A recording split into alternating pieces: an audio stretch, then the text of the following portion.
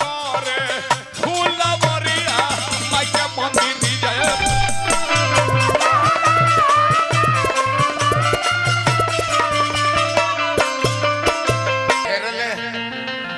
बड़े सोन मुदैया जी सहया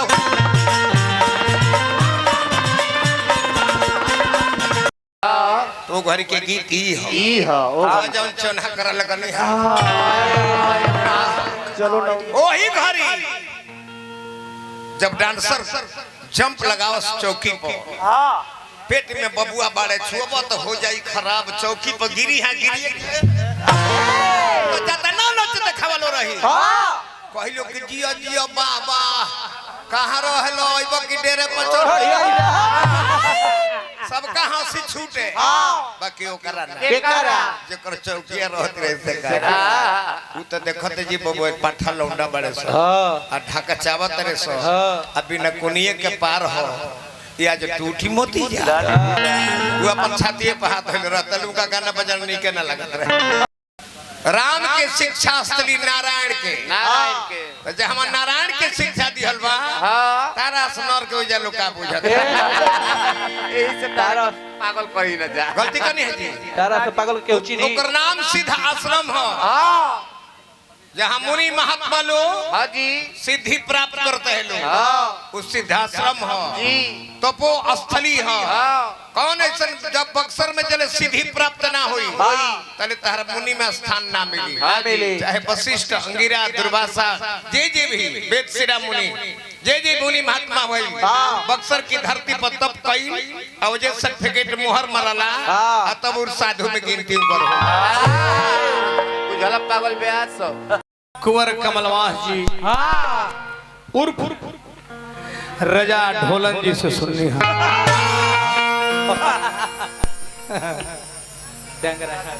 सुंदर सुंदर भाव सुने हमरा कहत ने सुना सुना ये ऊ क्षेत्र के बारे जहां बिना माथा के आदमी होला बिना पानी के नदी होला बिना पेड़ के पहाड़ होला झूठ बोला तरह अब फिर कहत रे कि मगध विश्व का हृदय है दोनों दिन दुधारी तलवार का बंतर भाई एक को बतिए गचा हमर खराब है चाहे निम्ने हम कनेवो के भाई आ दुल्हो के भाई कहे बंतर भाई काहे बनत धराए वाला काम मत करा मगध के बारे में वे ना जानी ले ना मगध विद्वानों की धरती है नालंदा यूनिवर्सिटी मगध में रहे जहां विश्व लोग शिक्षा ले लो हे राजा ढोलन ना जानता नहीं तो मत बोली मगध विद्वानों की धरती है मगध बलवानों की धरती है जहां अशोक सम्राट मेरा मगध के अशोक सम्राट का दिया हुआ चिन्ह आज सरकारी दफ्तरों में सर्वमान है हर नोट पर चिन्ह जो देख रहे हैं वो मेरा मगध का चिन्ह है समझे कुंवर जी मिलिट्री के टोपी पर जो चिन्ह देखते हो मेरा मगध का है एक के शिकायत करता रहे बिना माथा के आदमी हमें गौतम बुद्ध के ज्ञान मिला वो मेरा मगध का धरती है नालंदा यूनिवर्सिटी हो मेरा मगध में विश्व शिक्षा शिक्षित हुआ मेरा मगध से जहां मगध की शिकायत करता रहा 4 गो गधा तो बिना पेड़ के पहाड़ी पर बलवानों की धरती है जरासंध बलवान कौन हुआ मगध में था ओ राजा मेरा मगध का था तो जानत नहीं था मगध के बारे में ना जी खाली शिकायत करता रहा यहाँ के धरती ठीक हो हमारा क्षेत्र में 4 गो गधा मिलेला मोड़ पर इनकर क्षेत्र जाए में बक्सर में हमार में तो गधे मिले तो गधा कोनो खराब चीज ना है इनकर क्षेत्र में खाली घोड़ी मिलेला इनका क्षेत्र हमारे क्षेत्र में गधा मिलेला मोड़ मोड़ी पर इनकर क्षेत्र में जाई कूता कूती फंसैले मिले सो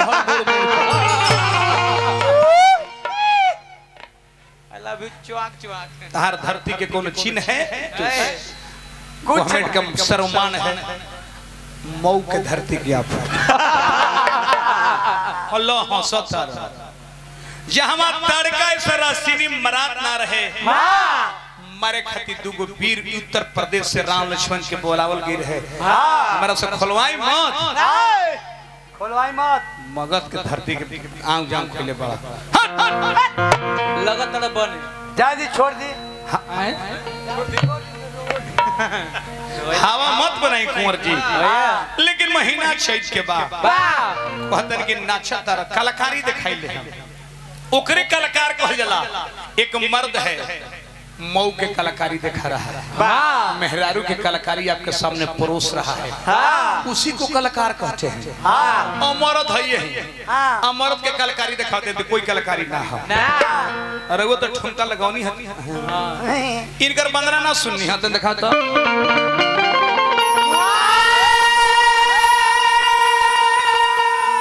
ए देवर बबुआ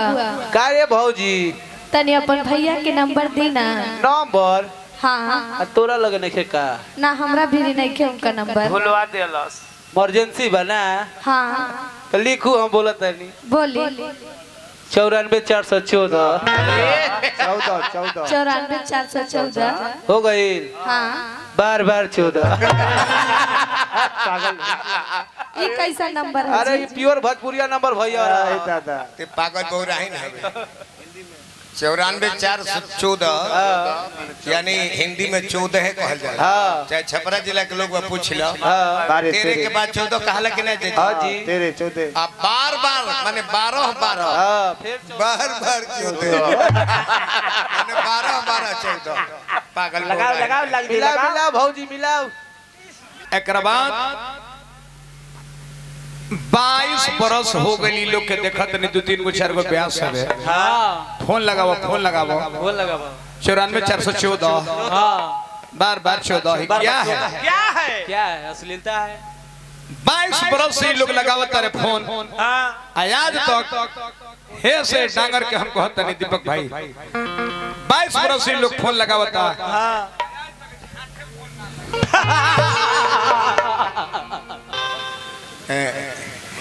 बड़ा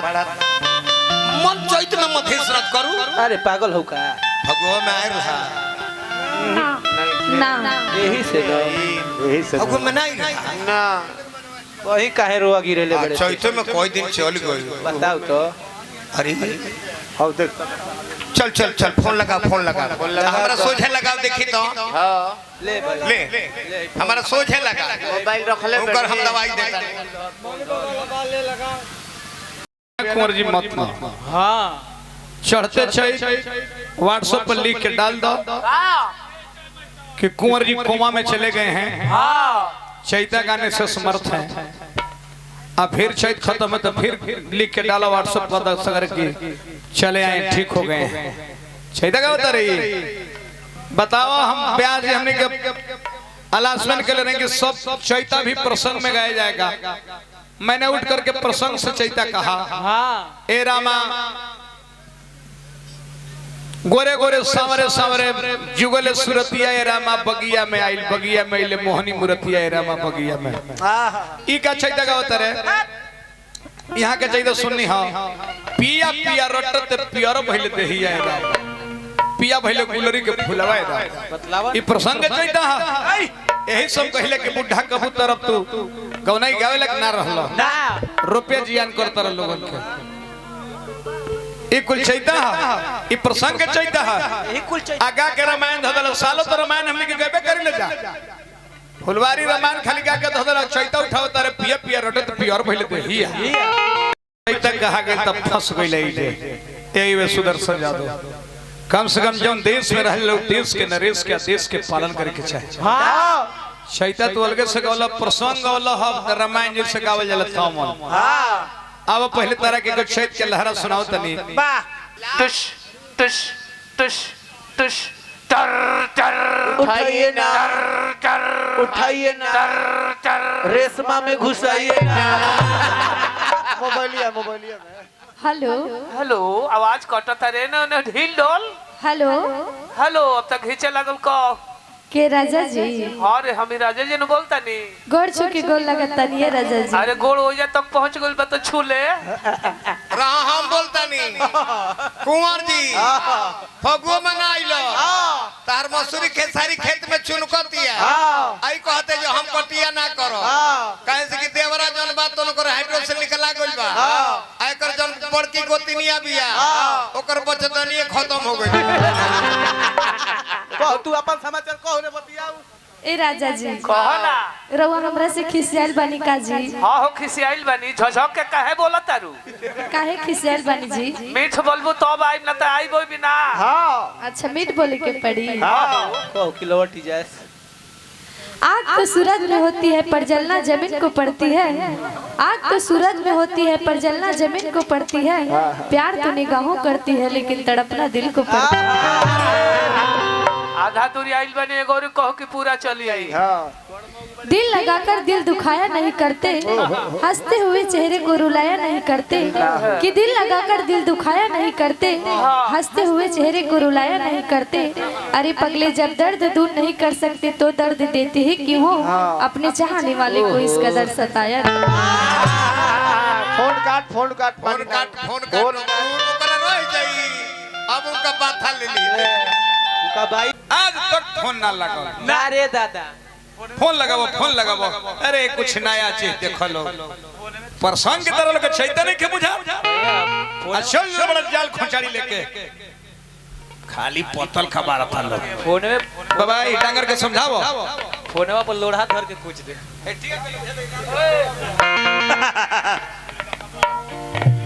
खाना हो खरेसमा तू मोहल्ले बिगाड़ दे लो। चैत के हर 12 महीना हमनी के रामायण गइले जा। आ चैत के चैता के प्रोग्राम हर बात चैत में होके के चाहिए। प्रसंग भी चैत में होके के चाहिए। प्रसंग आवत चैत के उठावा प्रसंगे में चैता उठा दो। जैसे हम उठौले रहनी हा ए रामा गोरे गोरे सामरे सामरे चुगले सूरतिया ए रामा बगिया में आइल सखी कहतर के मोहनी मूर्तिया ए रामा तारे नहीं के बुझा प्रसंग में ए रामा पिया पिया रटदा प्यार भइले दई जाए। अरे बूढ़ा कहले अरे पागल आदमी के कहां से उठा के ले लीजिए। बुढ़ा हो गए बूढ़ा कबूतर कहता रे। बूढ़ा कबूतर कहता है। अरे पागल नाम धैले बड़े राजा ढोल धन है राजा चूहड़मल। अरे चूहड़मल बूढ़ा मत कह भाई बूढ़ा मत कह अब बूढ़ावा के डंडा धर आई है बूढ़ावा लाई बेड़ा पर रे हमार बुढ़िया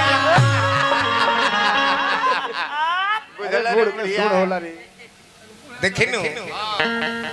नचनिया तो निमन है बाकी दूधू हाला हमरा देही पर गिरी अरे माई रे माई अरे माई रे माई अरे माई गाभिन गाय के दूध पियती है। 18 बरिस एक घोड़ी पर चढ़ले एक कहू पर छेड़ी ना दिया एक घोड़ी पर 18 बरिस से ही चढ़ल रे एक कहू बछड़ा बछड़ी कुछ दिहल धन है रे मरद जन मेहरारू कहते कि ना जाई रे एकर माने मर्द नपुंसक बा ओकरे मेहरारू चढ़बा कहले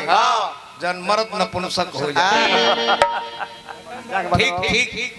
चल है बीच से लड़का बड़े जांग बदलवा लड़का हो जाए। आहा छोट बबुआ हो जब भैया कहता रहो हां जी ए बबुआ होय हो कहते जे हम कटिया ना करो तो कहते भाई जे खोइबू कटिया दादा का खइबो कहते जो हम ना करो कटिया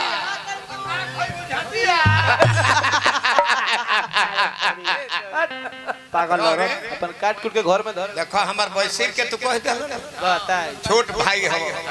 ऐसे मत कहो 18 साल के रहलो त तहारा हाइड्रो से निकलवा के बहरी कर देनी त तहार जान बच गई न त तू वही घरी मर गए। हमरा भाई के एगो हमरा तन रोग धरैनी ऑपरेशन करा दे तो घट देलो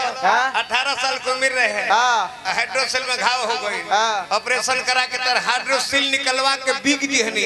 उ मुस मुसरी खा घल ले एक हाला हम ना करी कत के ऐसे का है नहीं हाय हाय देखो एक बाग में कोयल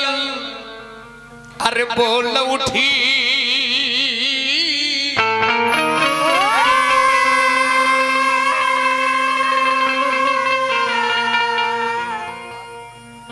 कादिर लगायो है रे सखी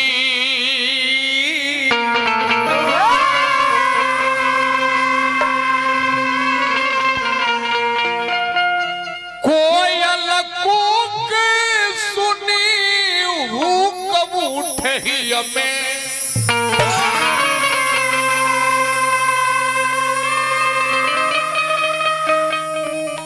कौन दल हो नचनिया बहरी है ब्यास बहरी है बजनिया बहरी है एक आदमी रहले करिया पहले वो बहरी है ये कौन दो बोला तू लोग भाई राजधानी खुले ना तो माल गाड़ी जितना सब सेंटिंग धरे लन कोयल कूक सुनी हुक्म उठही में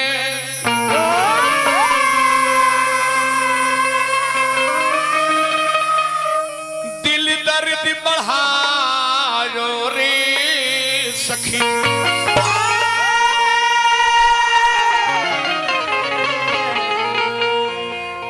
विरह वेदना में मेहरा रूप पागल हो गई। ए दीपक भाई चैता इतना महीना विरह वेदना करेला बलमुआ परदेश में बाड़े जब चूड़ियों की हाकार उठी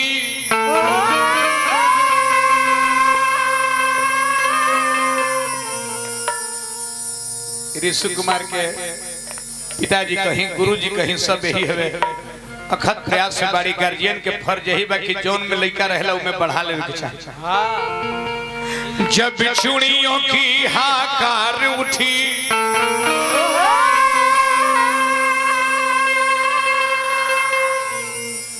मैं चीहू की उठी बेकरार उठी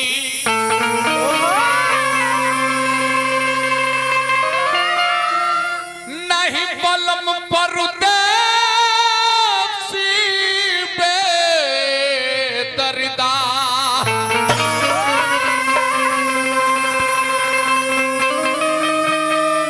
छतिया से लगई रे सखी